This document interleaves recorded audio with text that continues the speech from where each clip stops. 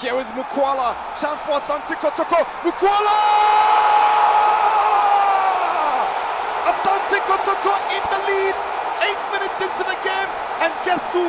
Steve Desi Mukwala, the Ugandan goalmonger, puts the Porcupines ahead, and this is a major statement for Mukwala after receiving the call-up to the cranes of Uganda national team ahead of the World Cup qualifiers. It's 8 minutes at the Baba Yara Stadium, and Kotoko up by 1-0, courtesy Steve Desi Mukwala, his 13th of the season.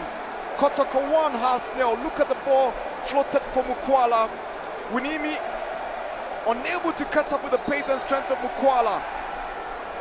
You're thinking he should have been doing better. The Porcupines in the lead at the Baba Yara, and it's Steve Desi Mukwala. He scored twice against the Phobians in the first round, and he's opened the scoring 9 minutes into the game.